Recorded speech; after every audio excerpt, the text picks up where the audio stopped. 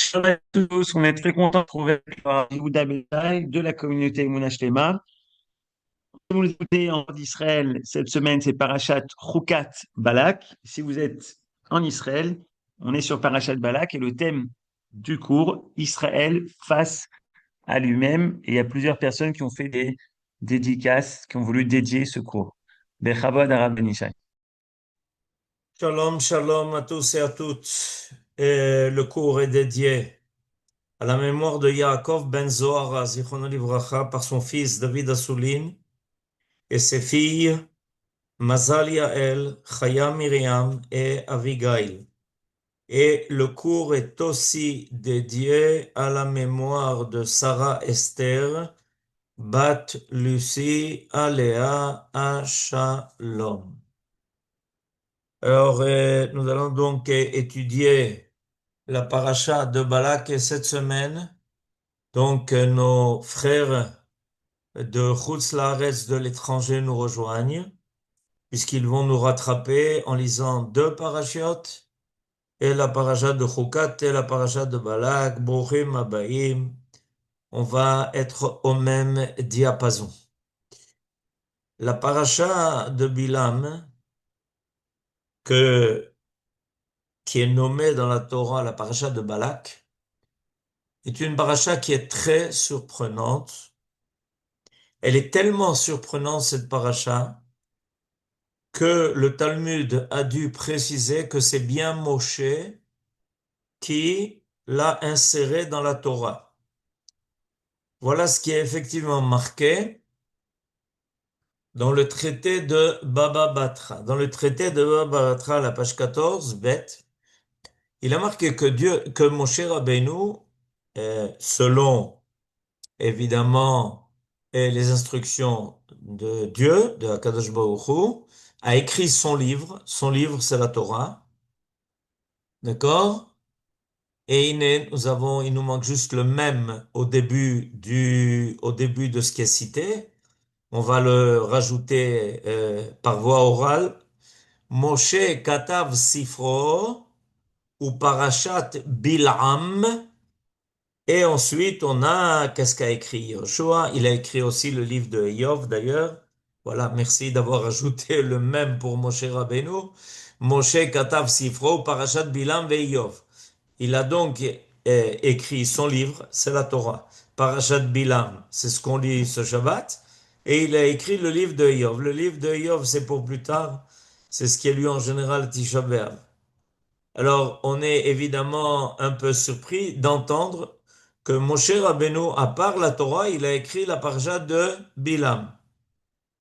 Tout se passe comme si la paracha de Bilam, a priori, ne figure pas dans la Torah, puisque ici, la Gemara doit préciser que Moshe a écrit son livre c'est la Torah, Torah de Moshe, et qu'il a écrit la paracha de Bilam. Oui, mais pour nous, la Torah, ça comprend évidemment la paracha de Bilam. Alors comment se fait-il que la Gemara a-t-elle eu besoin de préciser cela?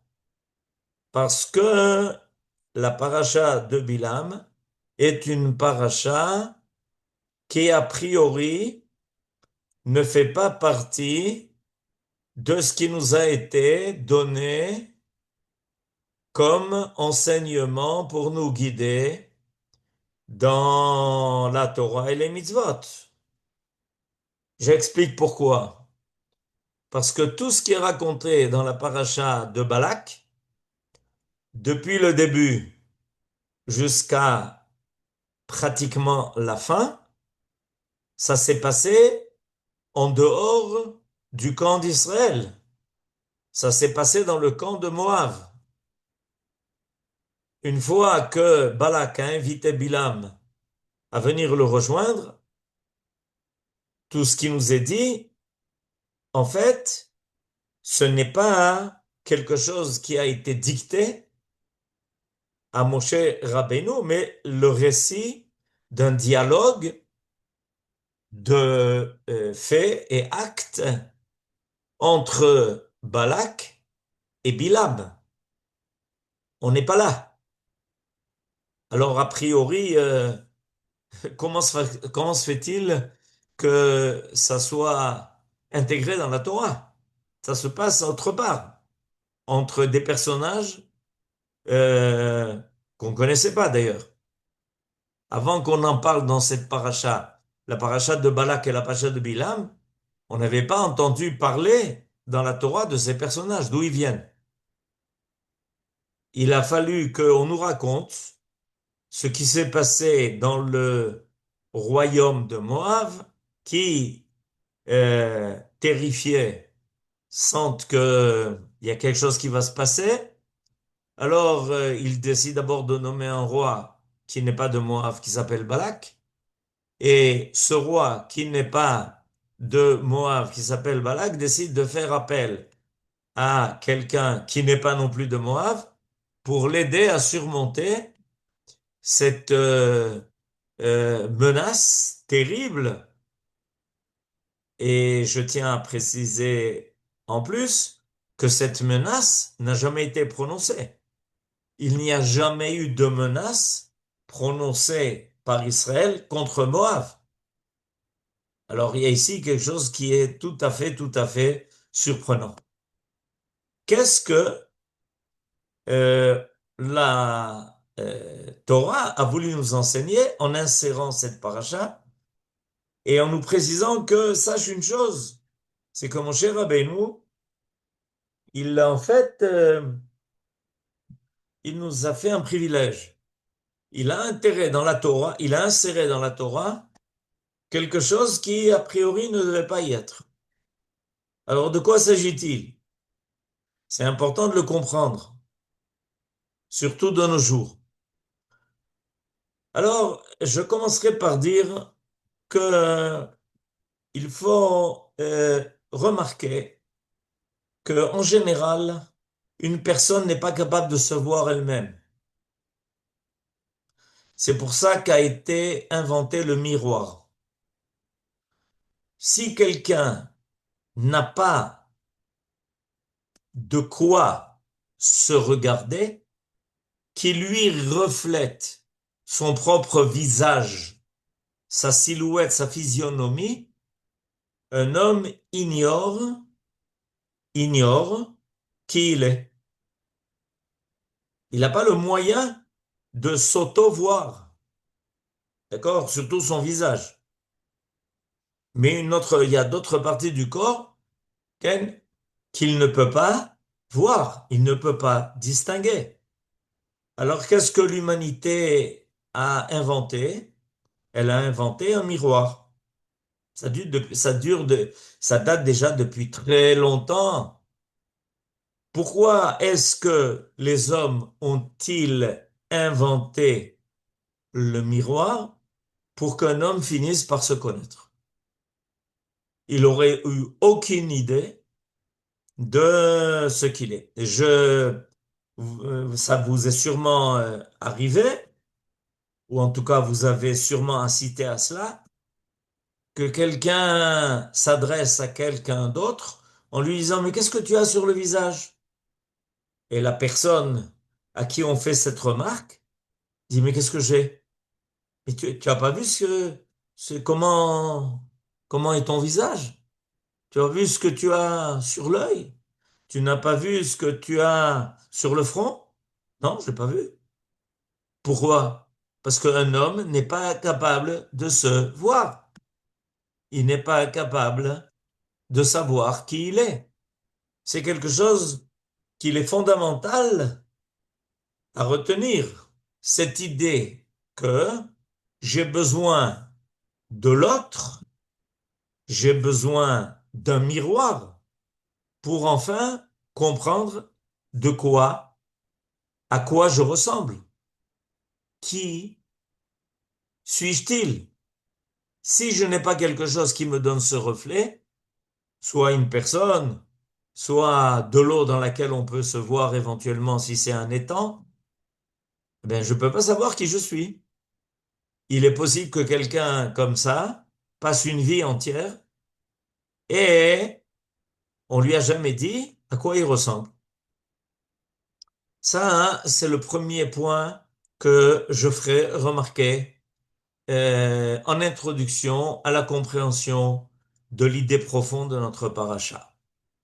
La deuxième remarque que je ferai, c'est que à plusieurs fois, après que cet événement de la paracha qui est raconté dans la paracha de Balak, après plusieurs fois, après que cet événement ait été donc détaillé par la Torah, très détaillé, imaginez-vous qu'il s'étend sur pratiquement toute la paracha, à plusieurs fois, on va euh, recevoir comme message divin de ne pas oublier. Et il y a quelque chose qui est aussi surprenant. Pourquoi est-ce que la Torah a-t-elle besoin de nous répéter tellement de fois qu'il faut surtout pas qu'on oublie? Qu'on oublie, qu'on oublie quoi? Qu'est-ce qu'on risquait d'oublier? Quel est cet élément tellement important que dans cette histoire de cette paracha, on a reçu des brachot à la place des klalot. Qu'est-ce qu'on ne doit pas oublier? Alors, je vais vous donner deux passages. Il faut les connaître. Il y a un passage qui se trouve dans la paracha de Kitetse. Dans la paracha de Kitetse, au chapitre 23, il est marqué que on ne peut pas intégrer dans l'assemblée d'Israël un Ammonite ni un Moabite, même après la 10e génération. Ils seront exclus de l'assemblée du Seigneur à perpétuité, parce qu'ils ne vous ont pas offert le pain et l'eau à votre passage au sortir d'Égypte, au sortir d'Égypte, et de plus parce que qu'est-ce qu'il a fait? Il a commandé. Je suis au début de la quatrième ligne. La deuxième raison qui font que les hommes qui viennent de ces deux peuples, Ammon et Moab, ne peuvent pas être intégrés dans l'assemblée d'Israël, c'est parce qu'il a loué les services, Va'asher Sachar, quatrième ligne. Alecha et Bilam ben Beor, mi petor aram naraim leka leka. Parce que Moab a payé Bilam ben Beor, qui venait de Pétor Aram Naraïm, c'est l'endroit, afin de te maudire. Velo ava Adonai Elohecha lishmoa el Bilam. Et Dieu n'a pas voulu entendre ce qu'il a voulu dire, c'est-à-dire ces malédictions. Vaya afoch Adonai Elohecha lecha et taklala livracha. Et Dieu a tourné, il a transformé la klala en bracha. Pourquoi? Ki avecha Adonai Elohecha. Parce que Dieu t'aime.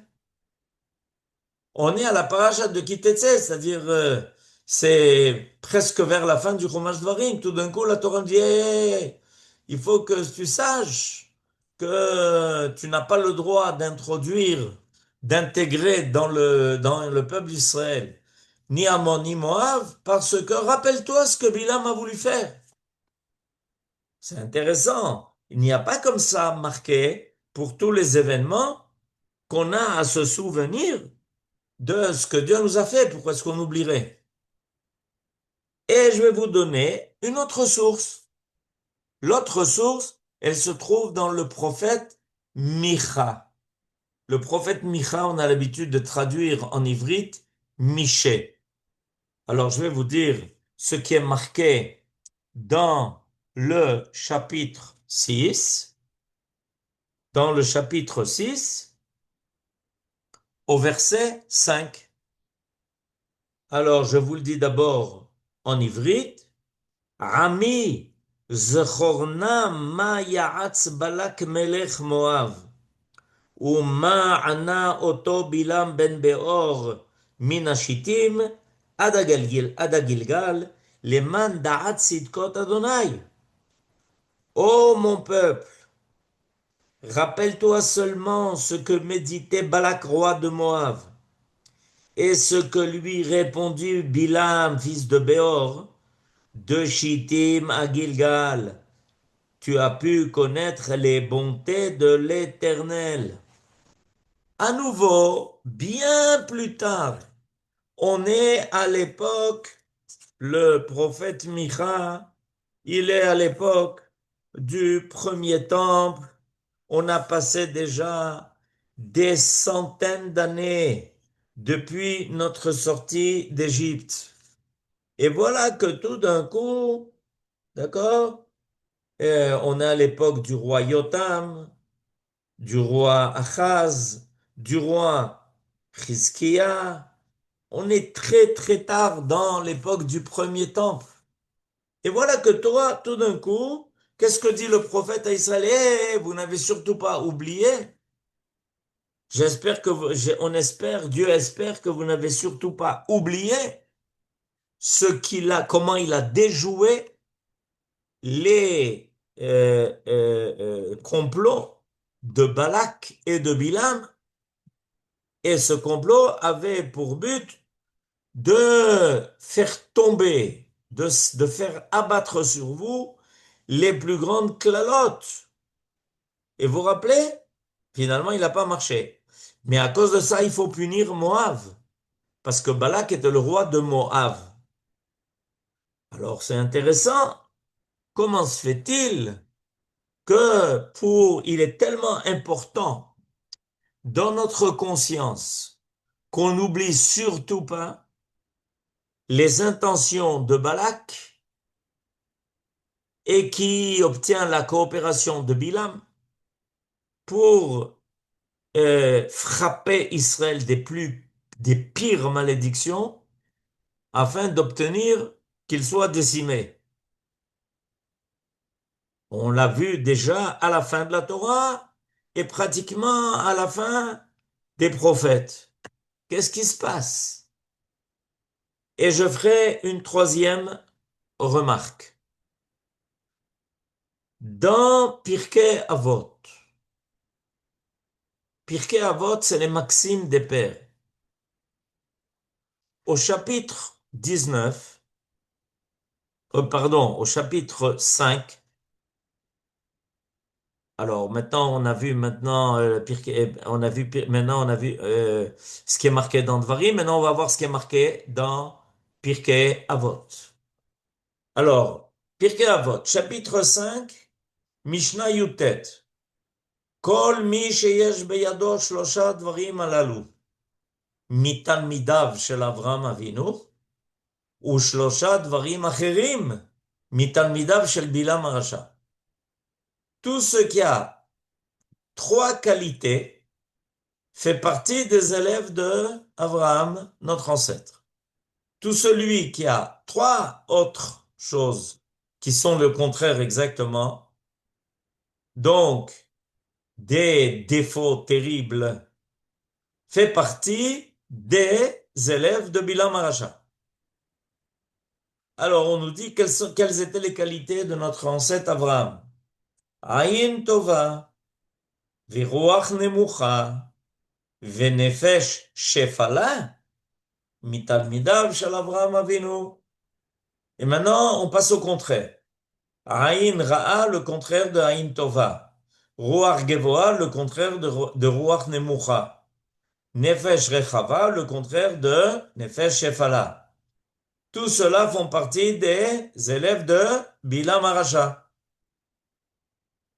Non mais pourquoi est-ce qu'on a besoin maintenant de comparer Abraham à Bilam?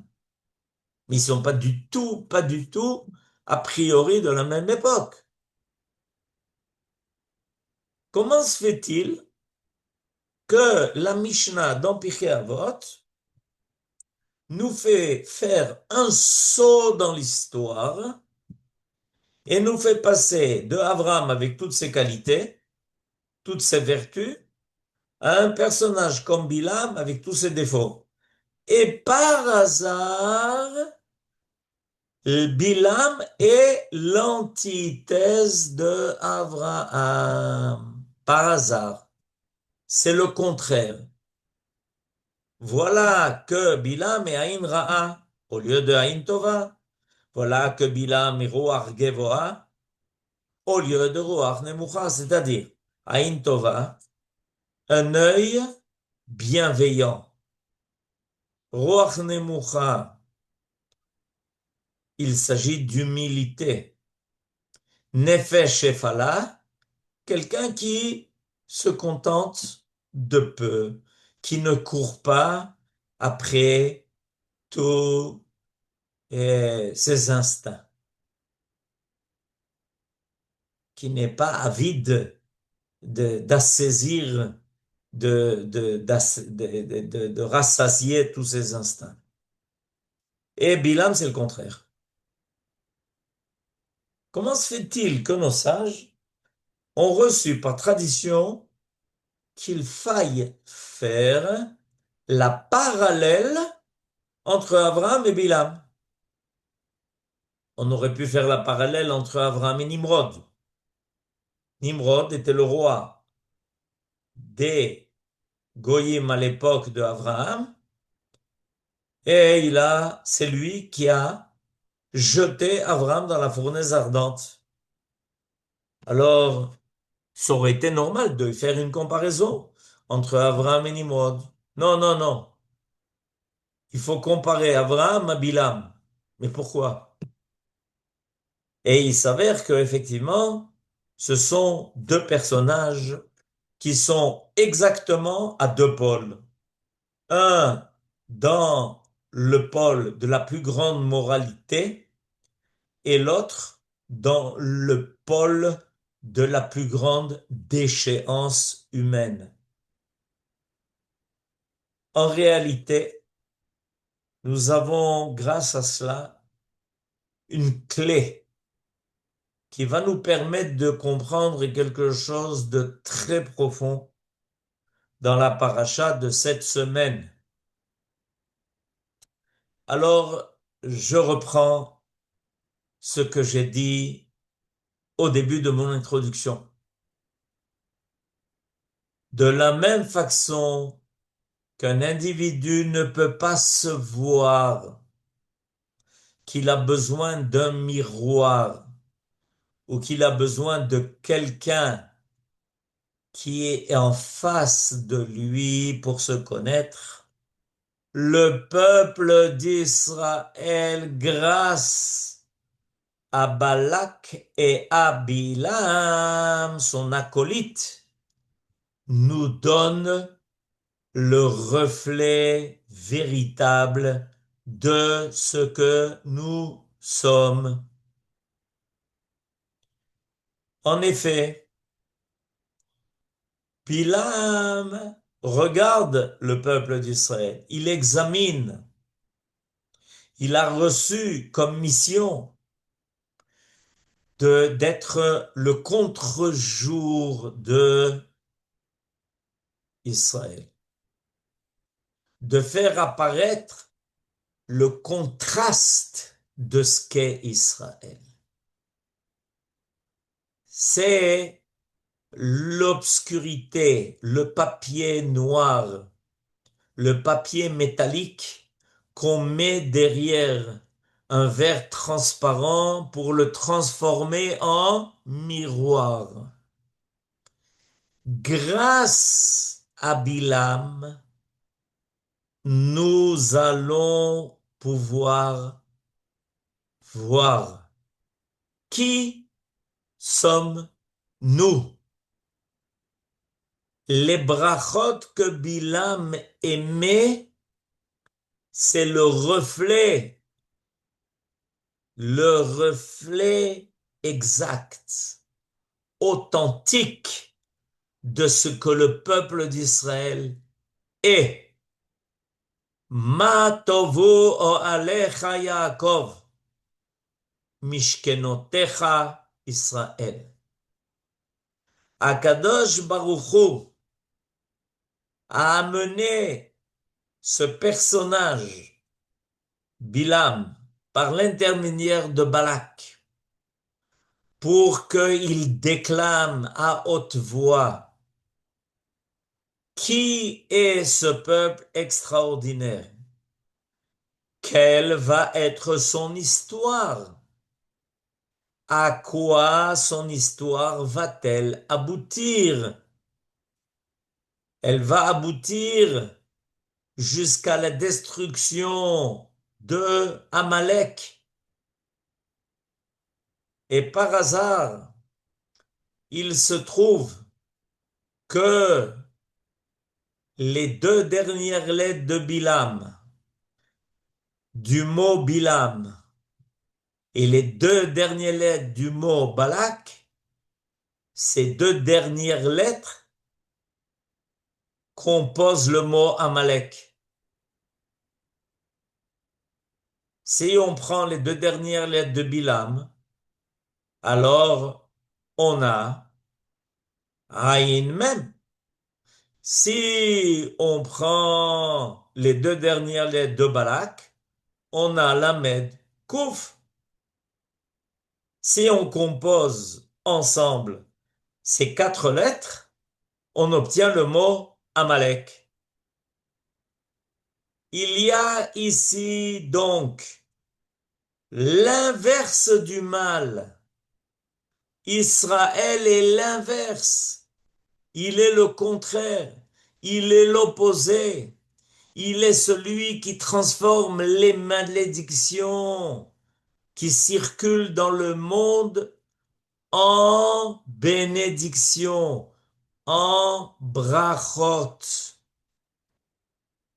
Il est exactement ce qu'il faut pour qu'une photo réussisse. Il y a le contraste par l'intermédiaire de Bilam qui permet de dévoiler ce qu'est Israël. Et maintenant, on comprend pourquoi, en fait, pour nos sages, il était très important de mettre en contraste Bilam par rapport à Abraham. Abraham est celui qui est le responsable de faire apparaître dans le monde Goy Gadol, c'est-à-dire un peuple qui cherche à révéler la grandeur de Dieu, qui permet de révéler l'extraordinaire qui se cache dans la création du monde. Il est Goy Gadol. Et par contre, lui, Bilam, commandé par Balak, est celui qui veut au contraire réduire, rapetisser, porter atteinte à tout ce qui est moral et vrai. Il est le contraire. Il est Ayin Ra'a. Il est Ruach Gevoa. Vanité, orgueil et vanité.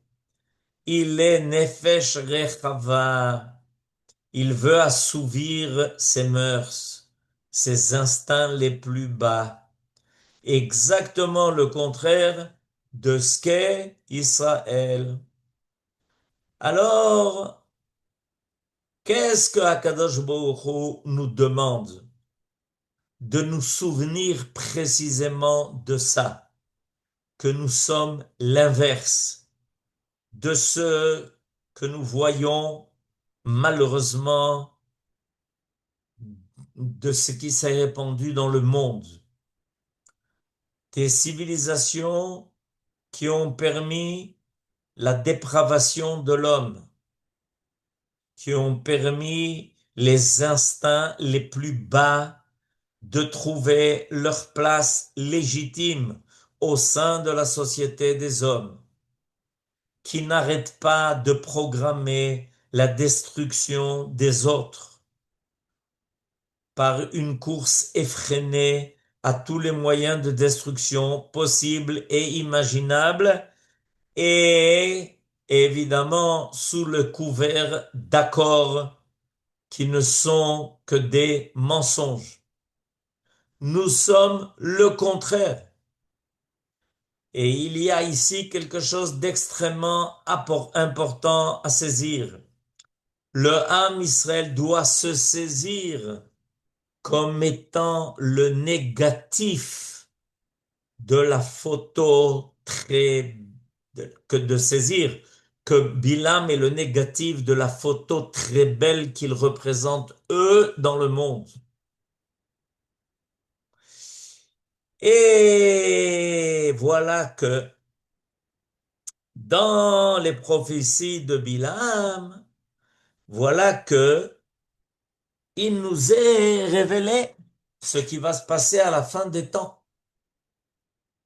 Comment le peuple d'Israël va parcourir, franchir des siècles d'histoire et qu'à la fin des temps, ce qu'il est, ce qu'il représente, va triompher.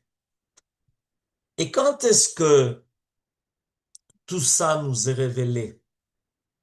Ça nous est révélé exactement avant l'entrée en Eretz Israël. Pourquoi? Parce que le peuple d'Israël, en rentrant en Eretz Israël, commence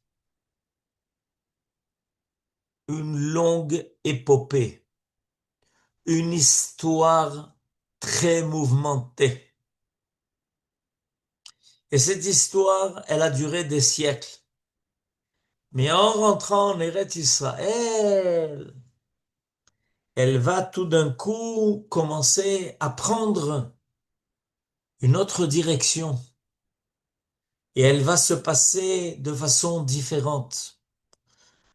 Le peuple d'Israël qui revient par rapport à ses ancêtres sur sa terre, va faire apparaître de nouvelles idées, une nouvelle façon de se comporter, la capacité de vivre sa nature d'homme autrement que ce qui a été conçu jusqu'à présent.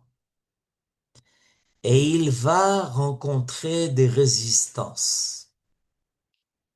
Dans la paracha de Bilam et dans ses prophéties, nous est fait le récit, nous est donné la liste de toutes les résistances que le peuple d'Israël va rencontrer précisément avec l'aboutissement de l'histoire du monde. Il va rencontrer des peuples dont on avait déjà entendu parler, mais maintenant on va se retrouver face à eux,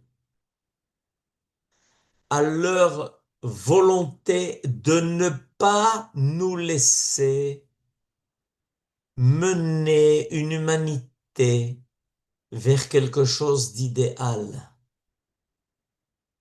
Parce que certains dans le monde se demandent, mais qu'est-ce qu'on fera dans un monde qui est tellement bon, tel que Israël le fait apparaître? Il n'y aura plus de place pour la corruption. Il n'y aura plus de place pour vendre des armements. Il n'y aura plus de place pour tous ceux qui dans le monde ont inventé des îlots de débauche. Il n'y aura plus de place pour la force qui s'installe grâce à l'argent. Alors, il y aura des oppositions difficiles, graves. Le peuple d'Israël, évidemment, ne peut pas s'arrêter en chemin. il est revenu sur la scène mondiale. Il a retrouvé sa terre. Il a retrouvé son énergie. Il a retrouvé ses forces vitales. Il ne peut pas démissionner. Il est obligé d'assumer son rôle, même s'il est difficile. Alors, en vue de son entrée en Eretz Israël, Akadosh Baruch Hu décide de nous faire un cadeau. Il nous fait entendre par des écouteurs secrets, une table d'écoute secrète, ce qui se passe entre Bilam et Balak.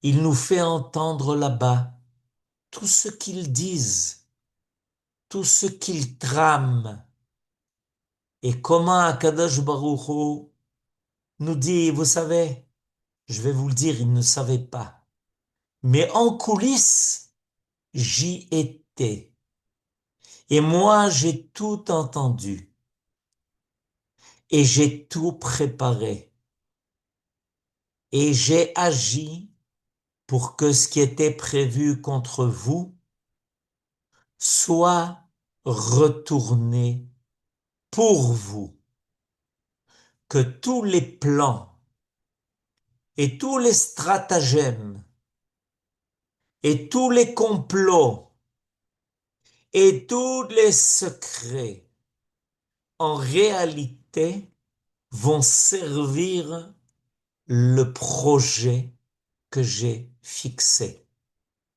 Alors je vais vous faire un cadeau. Je vais écrire ça dans ma Torah. Si je ne l'avais pas écrit dans la Torah, vous n'auriez rien su de cela. Vous vous serez imaginé que vous avez été complètement en dehors du circuit, que derrière votre dos, sous les sourires et sous les bonnes manières à l'européenne et autres, en réalité, on était en train de préparer votre destruction, votre extermination, mais moi j'y étais. Et je vais vous le révéler, je vais vous le montrer, je vais vous le dire dans les moindres détails. Sachez que ce que vous avez vécu dans le désert, je l'ai écrit dans la Torah pour que ça vous accompagne lorsque cela reviendra. Parce qu'à la fin des temps, lorsque l'histoire arrive à son aboutissement, il faut que vous examiniez à nouveau la paracha de Balak et que vous appreniez à nouveau ce que Bilam a voulu vous faire et comment tout s'est transformé dans des brachot qui ne se termineront jamais. Et vous entendrez de ce prophète des Goïm lui-même que finalement, c'est vous qui allez triompher. C'est vous qui allez aider l'humanité à réussir le projet de l'homme qui devient bon, qui louera les qualités de Abraham, Aïn Tova, Ruach Nemucha, Nefesh Shefela. Ne vous inquiétez pas, mon peuple. Rappelez-vous cela. C'est pour ça que Bilam est la paracha qui a été écrite par Moshe dans la Torah.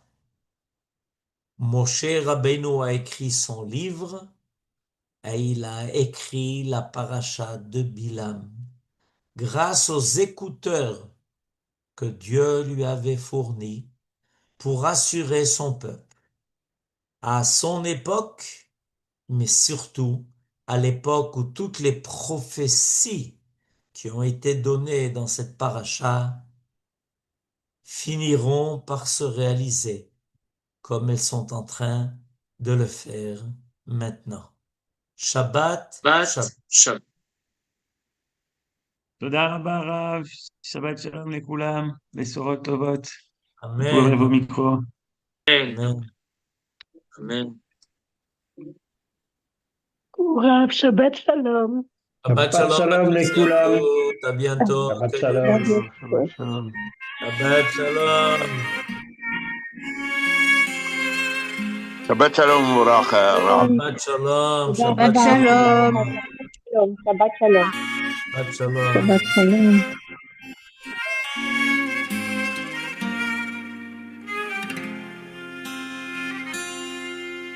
שעריך הם דופקים קנים ודלים, צקון לך שם קשוב, כך שוכן מעולים.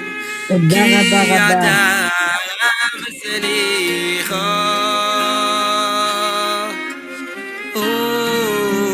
ובעל הרחמים. תודה רבה, שבת שלום.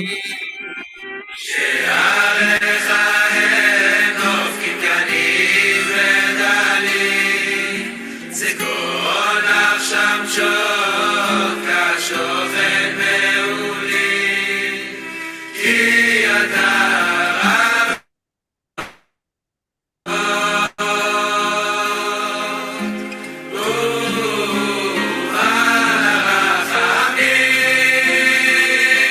שערי